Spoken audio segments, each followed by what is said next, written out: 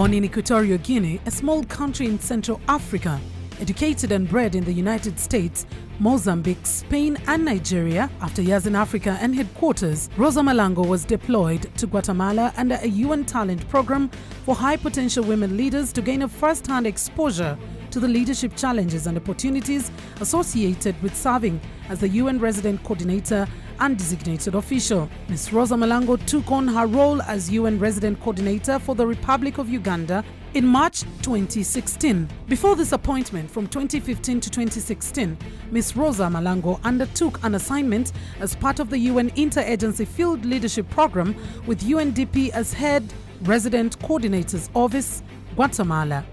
From 2005 to 2015, she worked with the UN Office for the Coordination of Humanitarian Affairs, OCHA, as Chief External Relations and Partnerships Section in New York. 2002 to 2005, Ms. Rosa Malango worked in Côte d'Ivoire with the World Food Programme as Regional Program Advisor, 2003 to 2005, and with OCHA as Regional Program Coordinator, 2002 to 2003. From 1995 to 1998, she was based in Angola as OCHA's Chief Information Officer. Before joining the United Nations, Ms. Malango worked in the private sector in Nigeria as an advertising practitioner with STB and Associates Limited as an executive assistant translator for the First Secretary, Embassy of Argentina.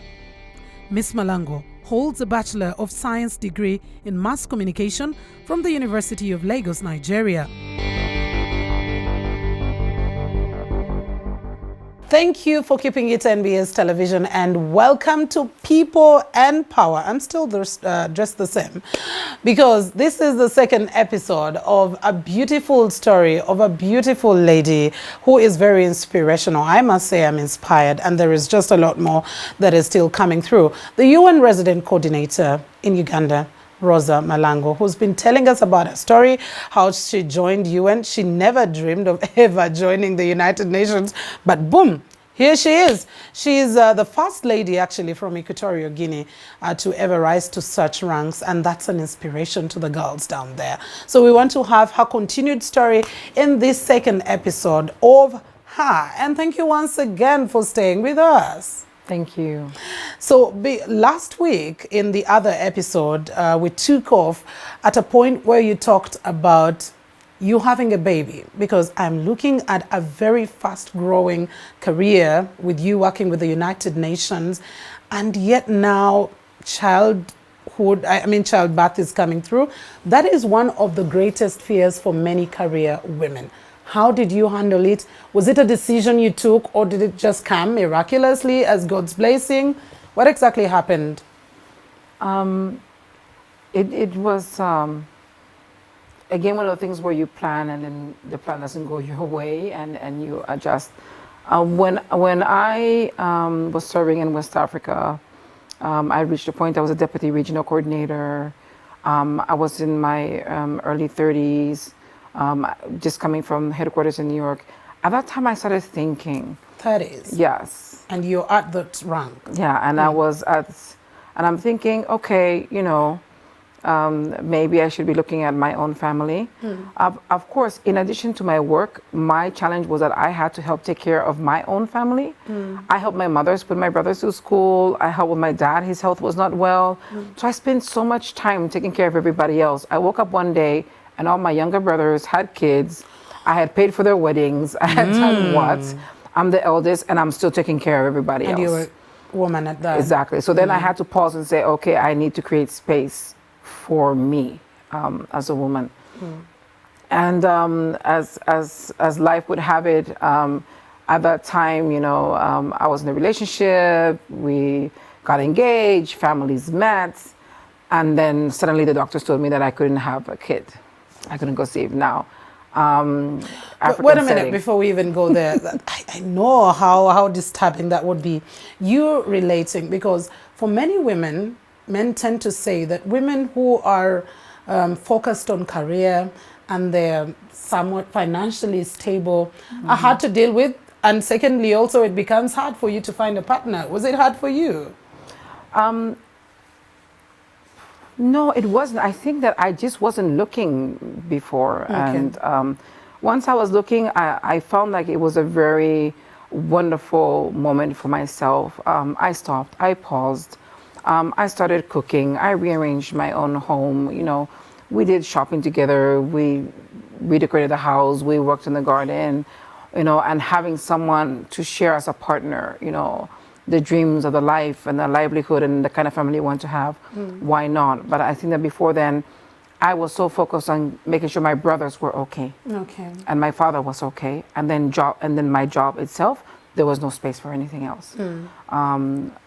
But the challenge was that, you know, then you're trying to conceive and you're going to doctors all over the place until you couldn't. Before conception, did you have time for a relationship? Because such you created.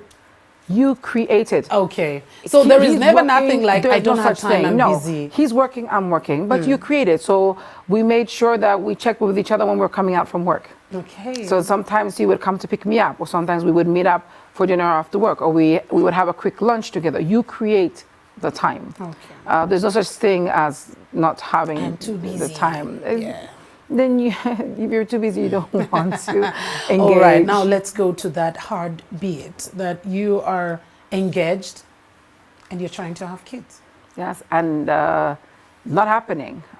So after a while, I think after a year, we started looking for help. And it kept coming that they couldn't tell why, but it just wasn't possible.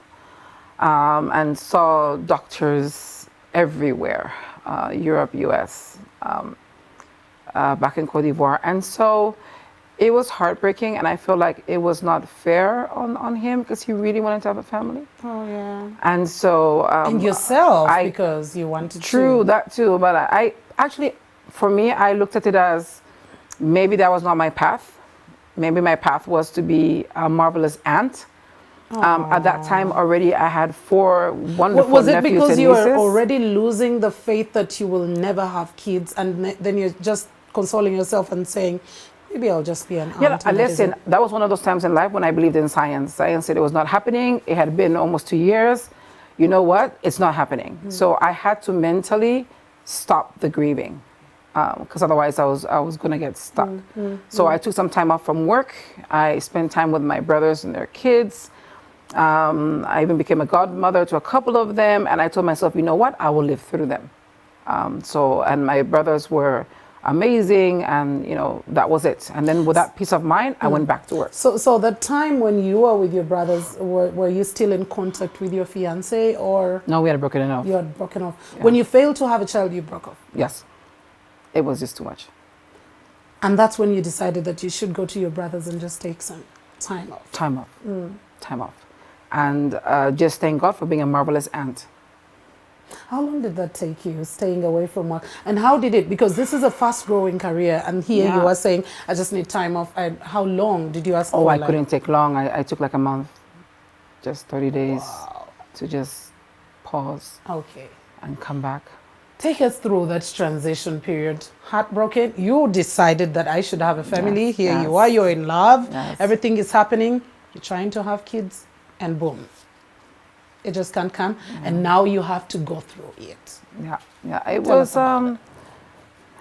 It's a moment, one of those moments when you reconnect with your faith a lot. So spend a lot of time in church, a lot of time talking to priests, a lot of time taking care of my nephews and my nieces, just trying to connect through them and imagining what it would be like experiencing motherhood indirectly. I had helped my mom raise my brothers, so you know, now it's their kids as well, and actually being grateful because there were other colleagues in my position who didn't even get to be an aunt. Oh yeah. So then you start connecting with other people who are struggling because they were maybe an only child or something. Exactly. Like that. So you're like, you know what? Let's thank God.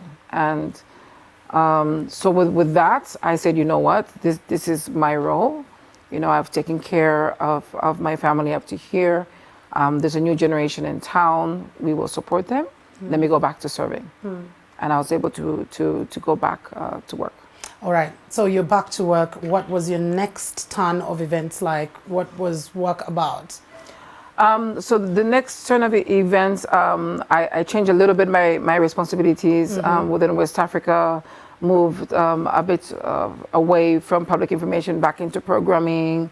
I had been in West Africa with OCHA, Coordination Affairs. I moved into the World Food Program, got more into pipeline and airplanes and food trucks, and having to learn a new job within the UN was interesting. I learned to deal with a different community of people, learning to deal with farmers and market women associations, and that was very interesting work. So it took my mind off a bit what was going on, family.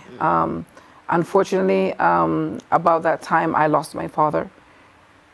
So that was it was a hard moment, a hard grieving moment. So I got a call from Equatorial Guinea that he had passed, and I remember one of my biggest regrets was that he had passed without seeing me as a mom, because he had seen me do all these things and not be a mom. So went back home to bury him.